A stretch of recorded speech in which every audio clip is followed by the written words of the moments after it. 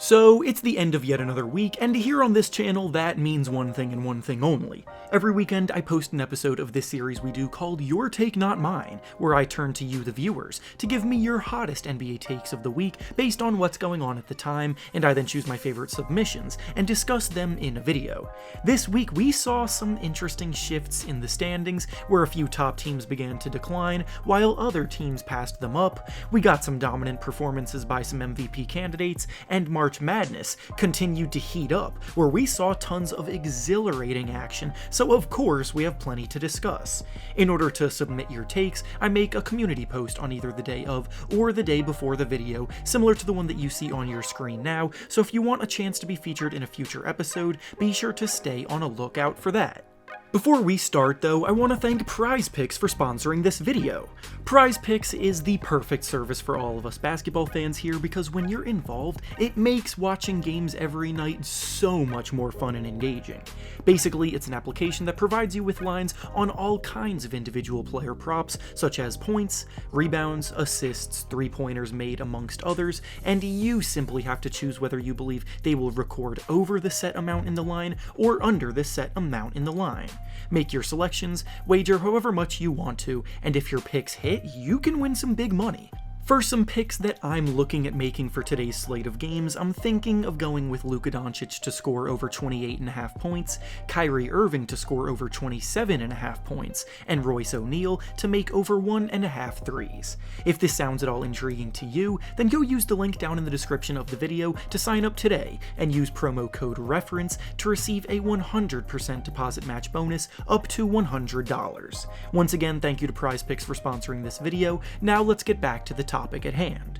The first take we'll be discussing today comes to us from Frito, and he says that RJ Barrett has actually turned out to be a better draft pick than Zion Williamson in hindsight. Well, looking back at the 2019 NBA draft has delivered us some interesting developments. Ja Morant was drafted second overall that year and is looking like far and away the best player in that class, and while Zion Williamson has produced at a pretty elite level when he's been on the court, the issue has now become how infrequently he's actually been able to be on the court. Zion's season this year has been without question disappointing to so many people. An injury that was supposed to only hold him out for the first month of the season is now going to officially keep him from playing a single game this year, and according to news that just broke earlier this week, his season is over. The Pelicans have done well this year staying afloat in the standings to make the play-in tournament. They traded for CJ McCollum at the trade deadline to give themselves another offensive threat in hopes that they could make a run when Zion gets healthy,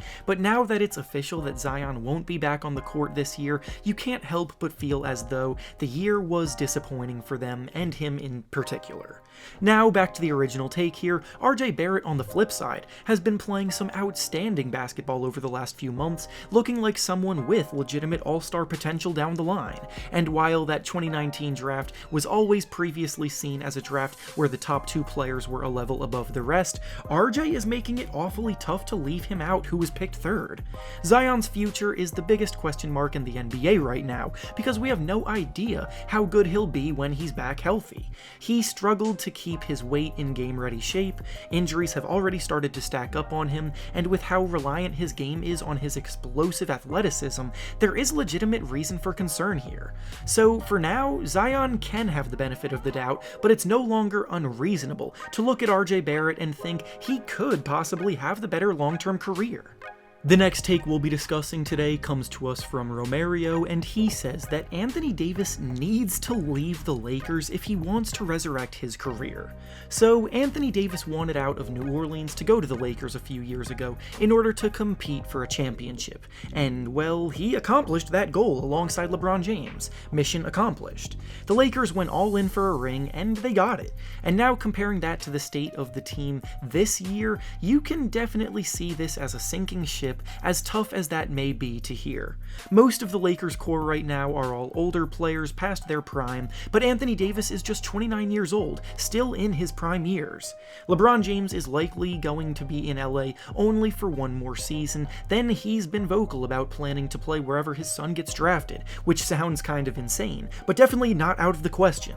and the Lakers seem to be speeding towards another rebuild that Davis won't want to be a part of. He's under contract for 2 more years after this season, then he has a player option, so going back to the original take here, yeah, I think there is a very good chance that if LeBron leaves the team after next season, he will also request a trade, and I don't think there's any chance that he picks up that player option in his contract, because the ability to become a free agent, to find a new home more suited for his timeline, wanting to continue to contend, will be too good to pass up. The only saving grace that could change this is the fact that the Lakers have a boatload of cap space in the offseason of 2023, so they could actually be set up to make some big moves to build a team around Anthony Davis if they want to convince him to stay, but between then and now, a lot can definitely happen. And finally, the last take we'll be discussing today comes to us from Austin, and he says that after the Heat's bench altercation that happened a few games ago, they are doomed to fall down the Eastern Conference standings and flame out in the playoffs. When you're a championship contender, you always want to be playing your best basketball at the end of the season when the playoffs begin to approach, but for the Miami Heat, they seem to be doing the exact opposite of that. As Austin just said, the Heat had a bit of a meltdown on their bench during a game where Jimmy Butler started to go at it with head coach Erik Spoelstra, almost breaking out into a fight. And while competitive sports do get heated every now and then, it becomes harder to brush off this incident when the Heat are also melting down on the court lately. They have lost 4 games in a row, with a loss to the lowly Knicks in that span. They lost to the 76ers in a game where both Joel Embiid and James Harden didn't even play, and then they also lost to a Warriors team where Steph Curry, Klay Thompson, and Draymond Green all didn't play either.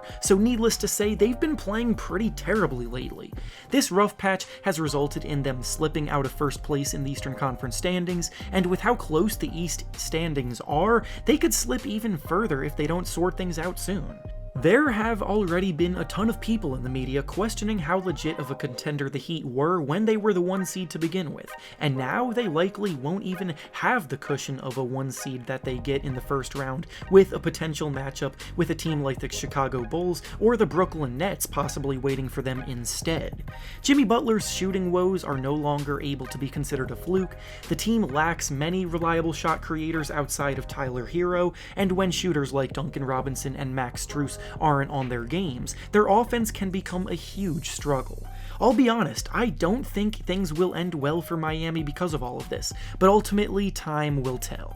And with that being said, that's all I have for you today. Make sure to like the video, subscribe to the channel, and comment down below what you think about the takes we discussed. Thanks for watching, and I'll see you all next time.